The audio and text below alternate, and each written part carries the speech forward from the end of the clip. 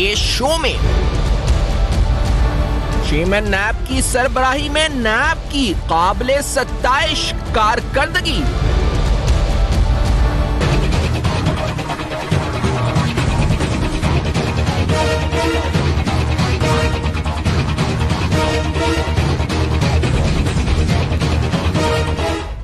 नैब बदनवानी के खात्मे के लिए शब-ओ-रोज सरगर्म अमल।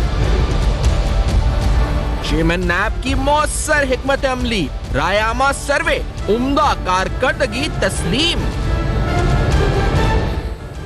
अस्सलाम वालेकुम। पस पर्दा हकायक सनसनीखेज इंकशाफात प्रोग्राम बेनकाब में हूँ आपके साथ सैफान खान। नैब की कारकर्दगी कैसी रही इस पर तनकीद तो हम सुनते रहे हैं, उस पर हमने ये भी जो तनकीद और प्रोपोगंडा जो वॉरफेयर है वो जारी रहता है, लेकिन फैक्चुअली क्या हो रहा है इस वक्त, फैक्चुअली क्या सूरत हाल है यानी दरअसल हकीकत क्या है। हम हकायक तक पहुंचते हैं रोज और आपके सामने हकायक बेनकाब करते हैं। तो आज इन्हीं हकायक को हमने जमा किया और हमने कोशिश की कि नैब जो इतनी चारों तरफ से जेर तनकीद है, इसकी वजह क्या है। इसकी वजह क्या ये है कि नैब वाकई में कुछ नहीं कर रही, या इसकी वजह यह है कि नैब बहुत कुछ कर रही है, इसलिए सबको मेरा मतलब जब सब मैं कहता हूं तो उसमें हुक्मरान तबका भी आता है, उसमें अपोजिशन का तबका भी आता है, उसमें ब्यूरोक्रेसी भी आती है, तो उसमें ऐसे लोग भी आते हैं जो शायद प्राइवेट सेक्टर से ताल्लुक रखते हैं, लेकिन शायद वो भी मुबैना तौर पे किसी न किसी ऐसे काम में मुलव्वस होते हैं जिसकी वजह से नैब उन पर नजर रखता है। तो हम ये कह सकते हैं कि सबको तकलीफ हो रही है, सबके आवाज, सबके शोर जो इस वक्त हमें सुनाई दे रहा है। तो वजह क्या है? वजह यह है कि नैब कुछ कर नहीं रहा या नैब बहुत कुछ कर रहा है, जिसकी वजह से सब परेशान है। सब कौन परेशान है?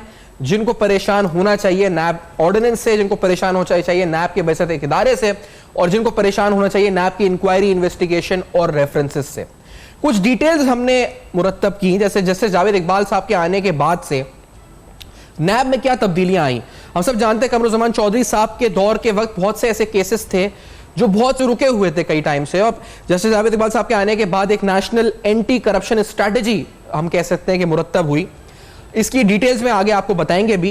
टोटल नैब की रिकवरीज 298 बिलियन रुपीस हैं। बार बार सवाल पूछा जाता है रिकवरी क्या करी नैब ने, ये उसकी फिगर है। 590 रेफरेंसेस दायर हुए हैं जिससे जावेद इकबाल साहब के दौर में 1210 रेफरेंसेस जेर समात हैं। इनकी कुल मालियत आपको बताएं तो 900 अरब रुपए है। नैब जदीद आलात से लेस यानी फॉरेंसिक लेबोरेटरी का जो कयाम है वो बड़ा एक अहम तरीन कदम है इस सिलसिले में, और नैब की सजा दिलवाने की सजा कन्विक्शन रेट 70% और तकरीबन 60% 59% अवाम जो है उसने नैब पर एतमाद किया। एक सर्वे रिपोर्ट के मुताबिक, we'll show you that survey as well. जो डिटेल यानी इन्वेस्टिगेशन में फर्क पड़ा है वो किस तरह पड़ा है, आपके जहनों में सवाल होगा। तो नैब की एक प्रेस रिलीज में आपको बताते हैं, क्योंकि जो नैब ने शिकायत की जांच पड़ताल से इंक्वायरी से इन्वेस्टिगेशन के लिए जो 10 माह का वक्त मुकर्रर किया गया है, उसके वैसे तो मुस्बत नताइज बरामद हो रहे हैं, लेकिन कौमी एहतसाब ब्यूरो ने इन्वेस्टिगेशन ऑफिसर्स के काम को मजीद मौसर बनाने के लिए एक CIT तश्कील, CIT जो है कंबाइंड इन्वेस्टिगेशन टीम होती है, इसका निजाम कायम किया गया है। ये सीनियर अफसरान के अलावा legal experts, financial experts, investigation officers की मौजूदगी जो है, इससे CIT एक इज्तिमाई दानिश और तजुर्बा, कानून और शवाहिद की बुनियाद पर मौसर तहकीकात जो है अमल में लाती है, जिसके मुस्बत नताइज सामने आना शुरू हो गए हैं। इसके अलावा जो ये एक और इम्पोर्टेंट जो बात है वो ये है कि हर माह जो है हम देखते हैं कि एक खुली कचहरी, हम कह सकते हैं पब्लिक ओपिनियन, जिसमें पब्लिक कंप्लेंट्स ली जाती हैं। जाती तौर पर नैब हेडक्वार्टर में सुनते हैं चेयरमैन नैब, और इलाकाई दफातर में भी अलहदा शिकायत सेल कायम किए गए ताकि एक आवाम का जो इंटरेक्शन है वो डायरेक्ट हो सके, और उसके बहुत मुस्बत फवाइद भी हैं। हम जानते हैं जब आम आदमी जाके अपनी कंप्लेन नैब में दर्ज करा सकता है। तो तब्दीली क्या आई है, रेफरेंसेस कितने फाइल हुए हैं, इसकी डिटेल हम आपको बता रहे हैं। लेकिन इस दौरान जो जैसे जावेद इकबाल साहब ने नैब की बागडोर संभाली तो तनकीद भी आने लगी, और एक तनकीद ये थी, या आप प्रोपोगंडा कहें या तनकीद कहें, इसमें डिटेल्स में हम जाएंगे कि फैक्ट है या नहीं, कि ब्यूरोक्रेसी ने काम करना छोड़ दिया जी जावेद इकबाल साहब के दौर में। डर गए ब्यूरोक्रेट्स, काम नहीं कर रहे। अब ये हकीकत है या अफसाना है, ये हकायक हैं या सिर्फ एक कहानी बना दी गई है, इसकी डिटेल में हम जाएंगे। लेकिन ऐसा क्यों है ये भी बताएंगे। जावेद इकबाल साहब खुद क्या कहते हैं नैब के बारे में, जो प्रोपोगंडा स्पेसिफिकली स्पीकिंग ये हो रहा है कि जो ब्यूरोक्रेसी काम नहीं कर रही। लेट्स हियर दिस, चेयरमैन नैब की अपनी जबानी के उन्होंने क्या कहा इस बारे में। Let's hear this. कुछ अरसा तसलसल के साथ ये प्रोपेगंडा जारी था कि जी नैब की वजह से ब्यूरोक्रेसी ने अपना काम छोड़ दिया। मेरे लिए तो बड़े ये हैरत की बात थी। नैब रुकावट पैदा करने के लिए नहीं है, नैब आपके काम में आसानियां पैदा करने के लिए है। नैब एक इंसान दोस्त इदारा है, नैब आपका अपना इदारा है। और करप्शन का जो खात्मा है ये सिर्फ नैब की जिम्मेदारी नहीं, हम में से हर वो शख्स जो अल्लाह ताला ने जिसको कोई ओहदा बख्शा है, ये उसके फ़राइज़ में शामिल है कि वो करप्शन के ख़ात्मे के लिए अपना काम करे। हमारी एफिलिएशन जो है, ब्यूरोक्रेसी की एफिलिएशन कपल्ड विद नैब की एफिलिएशन, ये किसी ग्रुप के साथ नहीं है, किसी ग्रोह के साथ नहीं है, हुकूमत के साथ नहीं है, किसी एक तबके के साथ नहीं है, किसी सियासी जमात के साथ नहीं है। हमारी एफिलिएशन सिर्फ और सिर्फ पाकिस्तान और पाकिस्तान के अवाम के साथ है। और जो ही नैब ने अपनी इंडिपेंडेंस असर्ट की है, अगर ये लफ्ज़ सही होगा, क्योंकि असर्ट ही की जावेद इकबाल साहब के दौर में, तो यूं ही तनकीद का सिलसिला शुरू हो गया कि आखिर नैब किसके लिए काम कर रहा है। और यही नैब जब हुकूमत के वज़रा को पकड़ता है तो फिर ये कहा जाता है कि बैलेंसिंग एक्ट है। यही नैब जब अपोजिशन पर हाथ डालता है तो कहा जाता है कि पॉलिटिकल विक्टिमाइजेशन है। हर एक के पास कोई ना कोई बहाना, हर एक के पास कोई ना कोई अल्फाज और कोई ना कोई बयान जिसकी बुनियाद के ऊपर वो नैब की कारकर्दगी को या नैब के कंडक्ट के ऊपर सवालात उठाते हैं। लेकिन अवाम क्या समझती है ये आपको बताते हैं। अवाम का एक राय, अवामी राय का एक सर्वे हुआ जो कि गीलानी रिसर्च फाउंडेशन का एक राय आमा सर्वे है। और इस सर्वे के मुताबिक जिसका मौजू है कि कौमी इदारे, दीगर इदारे, इसमें एहतसाब का जो हदफ है, तकरीबन हम कह सकते हैं कि मेजॉरिटी का काफी इंपॉर्टेंट सेगमेंट, आप 59% कह सकते हैं, पाकिस्तानी नैब की कारकर्दगी से मुतमईन है सर्वे के मुताबिक, जबकि 37% पाकिस्तानी नैब की कारकर्दगी से गैर मुतमईन है। इसके अंदर 4 क्लैरिफिकेशंस हैं, 4 क्लासिफिकेशंस हैं, यानी एक जो मुकम्मल तौर पर मुतमईन, एक जो है कमी किसी हद तक मुतमईन है, एक किसी हद तक गैर मुतमईन है, एक मुकम्मल तौर पर गैर मुतमईन है और एक मालूम नहीं या जवाब ही नहीं दिया जिन लोगों ने। तो इस सर्वे के मुताबिक 59% and that is a huge chunk, 59% अवाम नैब की कारकर्दगी से मुतमईन है। तो जो शोर और तनकीद हो रही है वहां एक रायमा और मेजॉरिटी रायमा ये बन रही है, नैरेटिव ये बनना है कि नैब की कारकर्दगी तसल्ली बख्श है और वो लोग नैब की कारकर्दगी से मुतमईन है। कुछ और सवालात, कुछ और कारकर्दगी के हवाले से हकाइक आज इस प्रोग्राम को करना इसलिए भी जरूरी है कि इस पूरे शोर के अंदर हम जान सकें कि असल में इस नॉइज और इस शोर को खत्म करके कि हकीकत असल क्या है। नैब क्या बहुत ही अच्छा काम कर रहा है जो सभी नैब से नाला है, या नैब कुछ नहीं कर रहा है इसलिए सब नाला है। इसके मजीद हकाइक हम करेंगे बेनकाब और सवालात उठाएंगे कारकर्दगी के हवाले से। एक छोटे से ब्रेक के बाद बेनकाब में हमारे साथ रहिए।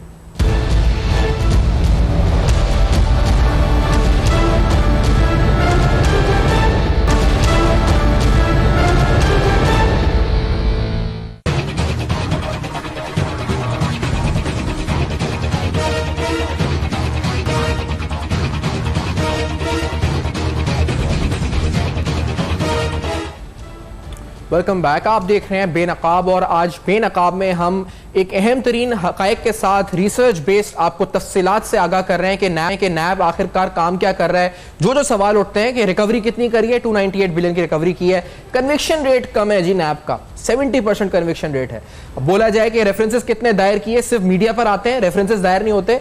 900 अरब रुपए के रेफरेंसेस अभी जेर समात हैं अदालतों में। तो हर चीज का जवाब फैक्ट्स के साथ अगर देखा जाए तो मौजूद है। मेरे साथ प्रोग्राम में इस वक्त मौजूद हैं जनाब सैयद बुरहान अली साहब, जो कि साबिक डीजी नैब रह चुके हैं। लाहौर को आपने हेड किया, लाहौर के ब्यूरो को रिसेंटली, आपका बहुत शुक्रिया बुरहान साहब, आपने ज्वाइन किया। जनाब शहजाद भट्टी साहब हमारे साथ मौजूद हैं और आप इस्लामाबाद में ज्वाइन कर रहे हैं। आप भी इससे पहले नैब रावलपिंडी इस्लामाबाद को हेड कर चुके हैं, इससे पहले और दीगर पोजीशन से भी नैब में रह चुके हैं। दोनों मेहमान हजरात का बहुत शुक्रिया, प्रोग्राम में ज्वाइन किया। और आगाज करते हुए मैं एक बड़ा बुनियादी सवाल उठाना चाहता हूं, उसके साथ एक साउंड बाइट भी आपको सुनाएंगे कि ये बात कि नैब जो है एक काला कानून है, कानून में हर जगह बेहतरी की गुंजाइश होती है, लेकिन नैब अपनी मर्जी से सब कुछ करता है, कोई रोकने वाला नहीं है, उसकी कोई अकाउंटेबिलिटी कौन करता है, नैब की अकाउंटेबिलिटी कौन करता है। ये बड़ा एक बुनियादी सवाल है जो पिछले कुछ दिनों से हम सुन रहे हैं कि नैब कर रहा है, नैब को कौन देख रहा है, नैब कर क्या रहा है, नैब को रेगुलेट करने वाला कोई है। इस सवाल का जवाब क्या है ये हमारे पैनलिस्ट ही बताएंगे, लेकिन चेयरमैन नैब से जब ये पूछा गया या चेयरमैन नैब ने इस पॉइंट पर जब बात की है तो उन्होंने क्या कहा है कि नैब की अकाउंटेबिलिटी कौन करता है और किस तरह होती है, ये प्रोसेस क्या है, ये बड़ा जानना जरूरी है। लेट्स हियर दिस, उनकी ज़बानी उन्होंने क्या कहा था। नैब की अकाउंटेबिलिटी तो उसी दिन शुरू हो जाती है जब आप किसी को अरेस्ट करने के बाद पहली मरतबा रिमांड के लिए जाते हैं। रिमांड आप ये ज़हन में रखें कि रिमांड अदालतें देती हैं, और रिमांड अदालतें इसलिए नहीं देती कि जी नैब रिमांड के लिए गुजारिश कर रहा है। पूरा रिकॉर्ड देखा जाता है, शहादतें देखी जाती हैं, क्या तफ्तीश किया जाना मकसूद है वो देखा जाता है, इसका लॉजिकल एंड क्या होगा वो देखा जाता है, इस वक्त कितनी शहादतें हैं ये देखा जाता है, और उसके बाद फिर रिमांड दिया जाता है। ऐसा नहीं होता कि रिमांड दिया जाए, उसके बाद अकाउंटेबिलिटी कोर्ट्स हैं, हमारी हाई कोर्ट्स हैं, फिर सुप्रीम कोर्ट है। कभी ऐसी बात नहीं हुई और न कभी आइंदा ऐसी बात होगी कि जिसमें इंतकाम का या ज़्यादती का कोई तसव्वुर हो। और हमने किसी से किस लिए इंतकाम लेना है? इसमें कोई नैब की ज़ाती जायदाद का मसला तो नहीं है, लेकिन जहाँ पाकिस्तान का मसला आएगा फिर बात तो होगी ना। और आज प्रोग्राम में जैसा मैंने कहा कि दो ऐसे सीनियर अफसरान जो नैब में खुद रह चुके हैं और डीजी की पोस्ट पे रह चुके हैं हमें ज्वाइन कर रहे हैं। दोनों का बहुत शुक्रिया एक बार फिर से। शायद भट्टी साहब, मैं आपसे पहले आगाज करूंगा इस बात का, जावेद इकबाल साहब का आना, क्योंकि इससे पहले नैब को डेड वोट, मुर्दा, मैयत, क्या क्या लफ्ज कहा गया और आला तली अदालतों में इस्तेमाल हुए लफ्ज, और शायद थी भी कि बहुत सी चीजों में अपने आप को असर्ट नहीं कर पाते थे, कहते थे क्या है नैब, कुछ चलाना पड़ता था किसी को, किसी तरह झुकाव ऐसा लगता था। या बिलखुसूस कमरुज़्ज़मान चौधरी साहब के दौर की बात करूं, बाज़ दफ़ा ऐसा तासुर आता था उनकी चेयरमैनशिप में। जावेद इकबाल साहब के आने के बाद क्या आपको लगता है तब्दीली आई नैब में? कोई मुस्बत आई, मनफी आई, क्या हुआ भट्टी साहब? बिस्मिल्लाहिर्रहमानिर्रहीम। सिफान, पहले तो कुछ रिकॉर्ड को ठीक कर लेना चाहिए। नेशनल एंटी करप्शन स्ट्रेटजी जो है वो 2002 में बनाई गई और गवर्नमेंट ने अप्रूव की और आज तक वो उसी तरह चल रही है। उसमें अभी तक कोई इम्प्रूवमेंट या अमेंडमेंट नहीं की गई। अच्छा। जो कि बहुत ज़रूरी थी वक्त के साथ साथ करने की। सही। और इसी तरह CIT का जो कंसेप्ट था 2004 में पहली मरतबा इंट्रोड्यूस कराया गया और उसको 2006 में ऑफिशियली नैब में अडॉप्ट कर लिया गया। इसी तरह जो फॉरेंसिक लैब है ऑस्ट्रेलिया के तावन से 2014 में नैब रावलपिंडी के अंदर मार्ज वजूद में आई और अब वो बड़ी अच्छी तरीके से काम कर रही है। और इसी तरह जो 300 बिलियन के करीब जो रिकवरी हुई है, इसमें भी याद रखिए तकरीबन 170 बिलियन जो थे वो पहले 2 से 3 साल के अंदर रिकवर हो गए थे और उसके अगले पीरियड में तकरीबन 130 बिलियन के करीब जो रिकवर हुए हैं। अब आते हैं क्रिटिसिज्म के ऊपर। मुझे बताइए कि नैब के किस चेयरमैन को क्रिटिसाइज नहीं किया गया, इंक्लूडिंग जस्टिस जावेद इकबाल साहब के। अभी भी आप देख लीजिए दोनों अपोजिशन पार्टीज नैब के ऊपर ये इल्जाम लगा रही हैं कि जी नैब जो है वो गवर्नमेंट के साथ मिली हुई है या गवर्नमेंट डिक्टेट कर रही है नैब को, और जितने भी जो भी काम होता है, रिमांड मिलता है या किसी को अरेस्ट किया जाता है तो इल्जाम नैब के ऊपर आ जाता है और गवर्नमेंट के ऊपर आता है कि जी ये दोनों मिलकर काम कर रहे हैं। इसी तरह पिछले जो जितने चेयरमैन थे उनके साथ भी यही होता रहा। जब फसी बुखारी साहब थे तो उस वक्त भी यही कहा गया कि ये पीपल्स पार्टी को टो कर रहे हैं। जब कमरुज़्ज़मान साहब थे तो उनको भी यही कहा गया कि वो भी गवर्नमेंट को टो कर रहे हैं। और आज जस्टिस जावेद इकबाल साहब के ऊपर भी यही इल्ज़ाम, क्रिटिसिज्म हो रहा है। मैं समझता हूं कि ये एक हेल्दी साइन है। जब क्रिटिसाइज किया जा रहा है तो इसका मतलब है नैब ने लोगों की गर्दन के ऊपर हाथ रखा हुआ है, करप्ट लोगों के ऊपर।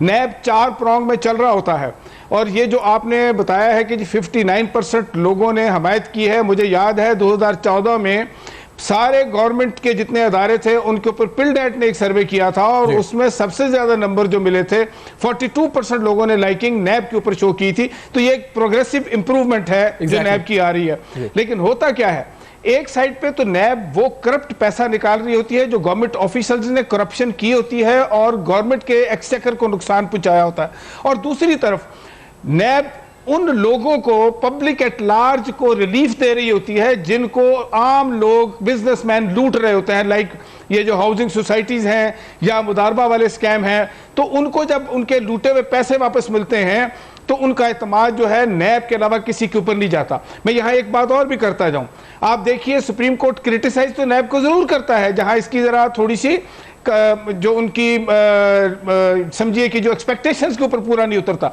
लेकिन ये एक्सपेक्टेशन पे पूरा ना उतरना, एक अच्छा बच्चा जब थोड़ा सा कम काम करता है तो उसके माँ बाप भी उसको डांटते हैं कि तुम्हारे से रिजल्ट इतना अच्छा आना चाहिए था। तो ये तो मैं समझता हूं कि ये जरूरी है। अब उसके जो तीसरा प्रॉन्ग है वो है गवर्नमेंट के रूल्स रेगुलेशन के अंदर कहीं अगर कोई खराबी है, कोई अगर लूप होल है तो उसकी इंप्रूवमेंट जो है वो भी की जाती है प्रिवेंशन के अंडर और अवेयरनेस के अंडर। ये लोगों को इस करप्शन की बुराई के एहसासात बताए जाते हैं कि इसके हमारी सोसाइटी के ऊपर क्या असरात आ रहे हैं और एज ए पर्सन मुझे क्या नुकसान। देखिए स्कूल में बच्चा कहता है जी मुझे क्यों बता रहे हैं आप ये करप्शन का, तो फिर उनको जब समझाया जाता है यूनिवर्सिटीज में कॉलेजेस में तो उनको भी पता चलता है। तो कहने का मकसद ये है लेकिन हर चेयरमैन को क्रिटिसाइज किया गया। यही बात है, मैं ये इसी सवाल पे, क्योंकि आप जिस तरह कह रहे हैं कि हर चेयरमैन को क्रिटिसाइज किया गया, हमने लास्ट ही देखा कि शायद अभी भी ऐसा हो, तनकीद होती है जी कुछ केसेस पे आपने इस पर आगे प्रोग्रेस स्लो है, यानी वो कंपैरेटिवली देखा जाता है ना कि, और इसी बुनियाद पर ही तनकीद होती है कि क्योंकि वो उस केस पे तेज चल रहे हैं, इस केस पे स्लो चल रहे हैं, इसलिए आप बायस्ड हैं। और ये शायद तनकीद इससे पहले भी कमरुज़्ज़मान चौधरी साहब पर भी थी। एक तो ये तनकीद है, दूसरी है कि आपका झुकाव किसी जमात की तरफ है, ये तनकीद होती है। तो इस तनकीद का दायराकार या इस तनकीद की जो शिद्दत है बड़ी है आपको लगता है इस दौर में, या वही लेवल है तनकीद का? देखिए जो मेरा ख्याल है कि जी चेयरमैन साहब के ऊपर वो जो जिस तरह पहले उनको किसी पार्टी की तरफ शो किया जाता था वो तो नहीं है, डेफिनेटली नहीं है। जस्टिस जावेद इकबाल के ऊपर कोई भी उंगली पॉइंट आउट नहीं कर सका कि ये किसी पार्टी की हमायत कर रहे हैं या किसी पार्टी से एफिलिएटेड है। लेकिन नैब के ऊपर वो एक जारी है कि जी शायद गवर्नमेंट से डिक्टेशन लेती है, लेकिन डेफिनेटली आपकी बात बड़ी सही है, इसमें वजन है कि जस्टिस जावेद इकबाल साहब के ज़माने में इन्होंने अपने आप को शो किया है कि वो न्यूट्रल हैं अपने काम से भी और अपने किरदार से भी। एग्जैक्टली। अच्छा, और जो हमने शुरू में जो फिगर्स दिए, जैसे मिसाल के तौर पे CIT का क़याम है, बुरहान साहब मैं आपसे पूछूंगा, क़याम पहले था लेकिन हमने बिलखुसूस पनामा, JIT और उसके बाद इंपॉर्टेंट केसेस में देखा CIT अमली तौर पर हमें ज्यादा इफेक्टिव या तो अब हुई इस दौर में, जैसे पहले थी तो इतनी सामने नहीं आती थी बात।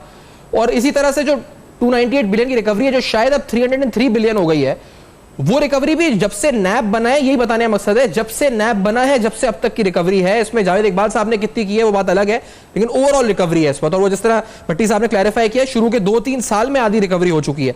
तो आपको फर्क क्या लगा इस वक्त बुरहान साहब, अगर आपसे पूछा जाए क्या तब्दीली या कुछ मुस्बत फर्क आपको लगा नई क़यादत में नैब के, और अब जो तनकीद हो रही है उस पर क्या कहना चाहेंगे बुरहान साहब? जी देखें, मैं ये कहूँगा कि सबसे बड़ी जो तब्दीली है ना जी, वो तो ये है कि पहले जो इन्वायरमेंट्स थे वो इन्वायरमेंट्स अकाउंटेबिलिटी के लिए बहुत ज़्यादा फेवरेबल नहीं थे। अच्छा, उसमें ऑब्वियसली आप जो देख लें तमाम जो है कि सेगमेंट जिसमें गवर्नमेंट भी एक जो है बहुत बड़ा फैक्टर थी जो उस टाइम पे थी। उसके बाद जो है इवन कोर्ट्स की साइड पे भी आप देख लें कि हमारे जो पिछले साबका जो चेयरमैन रहे हैं ज़्यादातर टाइम उन लोगों का कोर्ट्स में गुजरा है, राइटली और रॉन्गली, वो एक अलग डिबेट है। लेकिन एक वो जो है यकसुई के साथ जिस तरह एक चेयरमैन को काम करना चाहिए कि वो अपने अदारे के ऊपर जो कंसंट्रेट करें और उसको आगे लेके चलें, वो चीज़ें नहीं थी। गवर्नमेंट की साइड से भी बहुत ज़्यादा इश्यूज थे, लीडर्स उस टाइम पे भी जो है डायरेक्टली नैब को जो है पिन पॉइंट करते थे, टारगेट करते थे, बीइंग इवन इन गवर्नमेंट जो है। तो उस टाइम के एनवायरनमेंट्स में और आज जो एनवायरनमेंट्स हैं उसमें बहुत ज़मीन आसमान का फ़र्क है। आज ये अकाउंटेबिलिटी के लिए बहुत फेवरेबल एनवायरनमेंट्स हैं, जिसकी वजह से जो नैब जितना भी इसमें जो काम करना चाहे वो काम कर सकती है। और जहाँ तक आपने बात की जो है कि CIT की और दूसरे इस कॉन्सेप्ट की, CIT तो जस्ट ऑब्वियसली ये कि पहले भी था और पिछले दौरों में भी इसके ऊपर जो है बहुत काम हुआ है और इसको बहुत ज़्यादा इन्फोर्स किया गया कि ये आप जो है CIT कॉन्सेप्ट के साथ अपने तमाम केसेस को लेकर चलें। अब जो इस टाइम पे इस टेन्योर में जो केसेस चल रहे हैं वो मेगा केसेस हैं, उसमें जो रिक्वायरमेंट है CIT की वो बहुत ज़्यादा है, क्योंकि एक ऑफिसर या 2 ऑफिसर इन तमाम केसेस को जो है हैंडल नहीं कर सकते।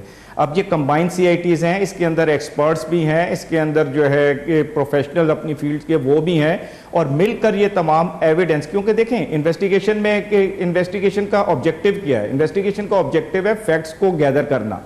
और फैक्ट्स कैसे गैदर हो सकते हैं, जिस टाइम पे आप प्रोफेशनली और आपके साथ जो एक्सपर्ट्स हैं वो अपनी फील्ड में जो एक्सपर्ट्स हैं वो जब मिलकर काम करते हैं तो इस क्राइम तक पहुंचते हैं। और वाइट कॉलर क्राइम के फुटप्रिंट्स जो है वो बहुत मुश्किल होते हैं ढूंढना, उनको जो है कि अनर्थ करना, क्योंकि हर जगह पे बुरहान साहब एक फाइल का पेट भरा हुआ जो हमने प्रोग्राम इस सेगमेंट का आगाज किया तो हमने जो साउंड बाइट सुनाया था, मकसद भी ये था, मैं ये भी क्लियरिफाई हम करना चाह रहे हैं कि ये जब कहते हैं कि नैब एक खुला डुल्ला यानी उस पर कोई चेक एंड बैलेंस नहीं है करने वाला, ये तासुर आप दोनों DGs रहे हैं। और बुरहान साहब आपसे पूछूं अगर ये बात नहीं तो ये कितना गलत है, क्योंकि वो कहते हैं कि रिमांड से लेकर रेफरेंस तक हमारी हर चीज किसी कोर्ट के अंदर होती है, and we are being checked by the courts themselves.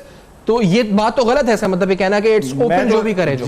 जी देखें जी, इसमें तो मैं एक सिंपल सी बात करूंगा। देखें जी, जिस दिन से नैब का केस शुरू होता है, ये कंप्लेंट से शुरू होता है और अकाउंटेबिलिटी कोर्ट, फिर हाई कोर्ट और सुप्रीम कोर्ट तक जो है तमाम ये लेवल्स के ऊपर ये केस जाता है और पहले दिन से ही कि नैब की अकाउंटेबिलिटी शुरू हो जाती है।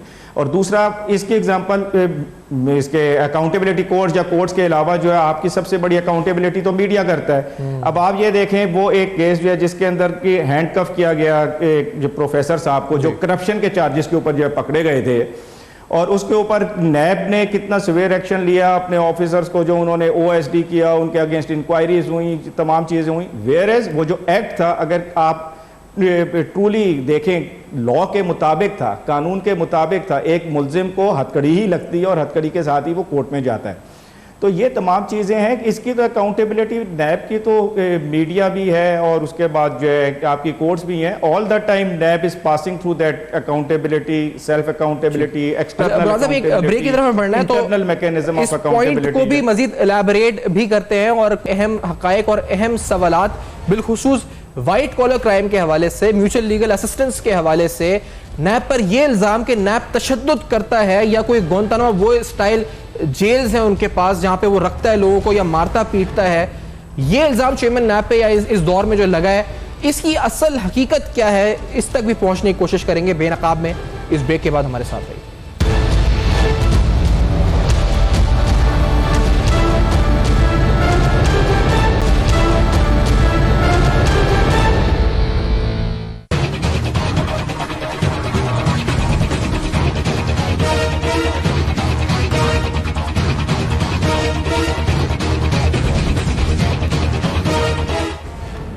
Welcome back. आप देख रहे हैं बेनकाब और बेनकाब में अहम तरीन हकायक आपके सामने रख रहे हैं। ये हकायक सारे नैब की कारकर्दगी से जिनका ताल्लुक है। नैब आखिरकार क्या कर रहा है? जो क्रिटिसिज्म हो रही है वो चारों अतराज से हो रही है, जिसको हम कह सकते हैं कि हेल्दी क्रिटिसिज्म है। जब सब तनकीद कर रहे हैं इसका मतलब कुछ ना कुछ अच्छा हो रहा है। जब एक जानिब से तनकीद आए तो आप कह सकते हैं जी कि हाँ ये कोई एक बायसनेस हो, लेकिन जब चारों अतराज से तनकीद आए, bureaucracy, politicians, opposition, treasury benches, it means के यकीनी तौर पर कुछ बेहतर हो रहा है। ये सर्वे रिपोर्ट्स कह रहे हैं, जो अभी हम आपको बता रहे थे कि कुछ दिन कबल या कुछ साल कबल जब एक्सेप्टेंस लेवल यानी सेटिस्फैक्शन लेवल पाकिस्तानी अवाम का जहां 42% था या 40% के आसपास था, नैब की कारकर्दगी के हवाले से बढ़कर तकरीबन 60% तक पहुंच गया। लोगों ने मुतमईन होकर सेटिस्फैक्शन का इजहार किया नैब की कारकर्दगी पर, ऐसा इंडिपेंडेंट रिसर्च और इंडिपेंडेंट सर्वेस कह रहे हैं।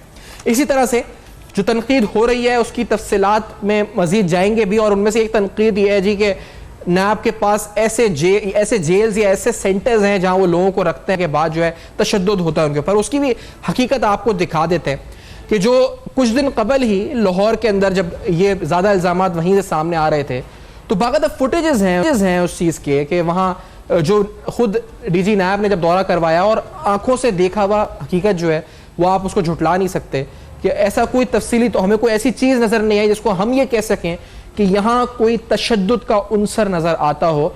ये वो कमरे हैं जहां पर कैदियों को या फिर जो नैब के जो अक्यूज्ड हैं उनको रखा जाता है, और ये इसमें कोई ऐसा शुबा या शक नहीं किया जा सकता जो सामने नजर आ रहा है कि कोई गैर इंसानी सलूक या गैर इंसानी कमरे या इस तरह की चीजों। फिर एक प्रेस रिलीज भी उस वक्त आई थी जिसमें तमाम चीजों का तस्करा मौजूद था। व्हाइट कॉलर क्राइम के हवाले से स्पेसिफिकली चेयरमैन नैब ने जो कहा है, और जब हम ये कहते हैं ना कि यहां तो 298 बिलियन की रिकवरी नैब ने कर दी है, बैरून मुल्क से पैसा कब लाएंगे, यानी वो पैसा जो बाहर लूट के लोग ले गए वो पैसा पाकिस्तान कैसे आएगा, ये बड़ा बुनियादी सवाल उठाया जाता है। तो ये म्यूचुअल लीगल असिस्टेंस यानी एक तरीकाकार होता है बाहर का राब्ता करने के लिए, कानूनी तरीकाकार होता है। उस बारे में, व्हाइट कॉलर क्राइम के बारे में चेयरमैन नैब क्या कहते हैं और उस पर क्या होना चाहिए, मजीद बात भी करेंगे। Let's hear this first.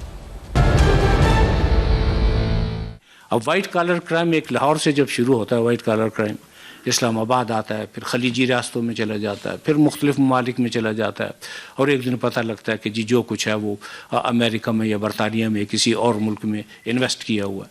वहाँ आके थोड़ा सा प्रॉब्लम यह पैदा होता है कि जब तक म्यूचुअल लीगल असिस्टेंस ना हो जो हम बाहर के ममालिक से लेते हैं, तो कामयाबी के इम्कानात इतने रोशन नहीं रहते, क्योंकि म्यूचुअल लीगल असिस्टेंस में वो मामलत अभी तक हम हासिल करने में नाकाम रहे हैं जो कि वाइट कॉलर क्राइम को इख्तिताम तक पहुंचाने के लिए ज़रूरी होती है। और इसकी बुनियादी वजह यह है कि आपको कोई म्यूचुअल लीगल असिस्टेंस में आपका उस वक्त तक साथ नहीं देता जब तक कि कोई लीगल आपकी सैंक्टिटी ना हो, कोई आपका एग्रीमेंट ना हो, कोई म्यूचुअल अंडरस्टैंडिंग ना हो, बल्कि म्यूचुअल अंडरस्टैंडिंग से भी ज़रूरी लीगल एग्रीमेंट का होना है। और लीगल एग्रीमेंट में सबसे ज़रूरी बात रेसिप्रोसिटी का फैक्टम है। शायद भट्टी साहब, एक तनकीद जो होती है कि पैसा लेकर आए, रिकवरीज करें, ये जो 303 बिलियन की फिगर या 298 बिलियन जिसको आप कहें, इस पर भी कि जी कितना पैसा खजाने में वाकई में आया या कितना ऐसा है जो लोन्स राइट ऑफ हुए हैं उनको भी आपने रिकवरी में शामिल कर लिया है, ये लॉजिकली लोग सवाल उठाते हैं। आपके नजदीक how good has been the revenue, जो कलेक्शन है आपकी, जो मनी, लूटेड मनी है, उसकी जो कलेक्शन रही है, रेवेन्यू कलेक्शन तो एफबीआर करता है, लूटेड मनी की जो कलेक्शन रही है वो कितनी इफेक्टिव और कितनी सेटिस्फैक्टरी रही है अंडर दिस चेयरमैन नैब? शहजाद भट्टी साहब। सिफान, मेरा ख्याल है जो बुरहान साहब ने बात की थी ना कि एनवायरनमेंट की, जी, आज से बेहतर एनवायरनमेंट कभी हो नहीं सकती। उसकी दो रीज़न है। एक तो तहरीक इंसाफ का नैरेटिव जो है वो ही एहतसाब के ऊपर बेस्ड है, और दूसरा उन्होंने जो प्राइम मिनिस्टर ने अपने साथ एक शख्स को लगाया हुआ है, शहजाद अकबर को, जो कि 5 साल 6 साल नैब में गुजार चुका हुआ है और उसको पता है कि जी नैब की क्या ज़रूरियात हैं, और पर्टिकुलरली म्यूचुअल लीगल असिस्टेंस के बारे में। मैं आपको सच बताऊं, बहुत सारे मुल्क जो थे वो नैब के साथ बायलैटरल समझौते करना चाहते थे ताकि एक दूसरे के जो करप्शन में लोग इन्वॉल्व हैं उनको एक दूसरे के हैंड ओवर किया जा सके अपने अपने लॉ के मुताबिक, और इसी तरह करप्ट मनी को भी आपस में एक्सचेंज किया जा सके। लेकिन पिछली गवर्नमेंट्स कभी भी इस मामले पे सीरियस नहीं हुई और कभी भी MOU साइन नहीं कर सके। नैब के लोग जब भी जाते थे किसी मुल्क के अंदर तो वो ये कहते थे कि हमारे साथ आप मुआहिदा करें। नैब की आप देखिए, मुल्क में तो नैब क्रिटिसाइज हो रही है, लेकिन आप इंटरनेशनली जाके देखिए, नैब का नाम बहुत सारे ममालिक में बड़ी इज्जत से लिया जाता है कि बहुत ही एक अच्छा अदारा है और मजबूत अदारा है जो ये इतना काम कर रहा है। तो मैं समझता हूँ कि इस वक्त ये गवर्नमेंट जो है इस चीज़ को इनकरेज करे, नैब की भी मदद करे और नैब को इन्वॉल्व करे कि मुख्तलिफ ममालिक के साथ, पर्टिकुलरली पाकिस्तान के जो पैसे ज़्यादा जाते हैं जिस ममालिक में जाते हैं, सबको पता है कि लेयरिंग जब होती है तो किस किस मुल्कों में हमारे पैसे जो है करप्ट मनी जाती है। उन ममालिक के साथ हमारे मुआहदे होने चाहिए ताकि उस पैसे को वापस लाया जा सके। देखिए, बात ये होती है कि जिस लॉ के तहत आप अपने मुल्क में किसी शख्स को कन्विक्ट करते हैं, दूसरा मुल्क हो सकता है उस लॉ के तहत अपने बंदे को कन्विक्ट ना कर रहा हो, तो ये केस आपको वहां जाके उनके कानून के मुताबिक लड़ना पड़ता है उनकी अदालत में कि ये पैसा हमारे मुल्क से करप्शन की वजह से आपके मुल्क में आया है।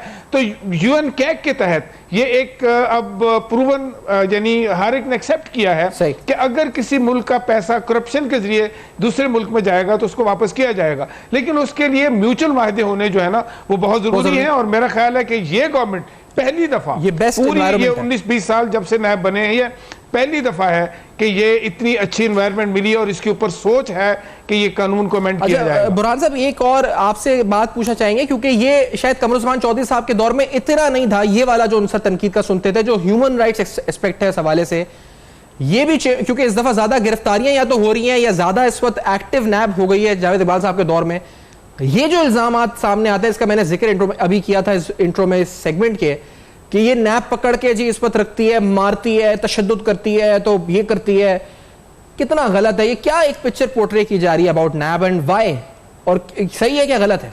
जी देखें सिफान साहब, ये तो बिल्कुल गलत है। नैब तो वाहिद अदारा है जिसने जो वाइट कॉलर क्राइम या तफ्तीश का बिल्कुल के कॉन्सेप्ट ही नया कॉन्सेप्ट लेकर आई है।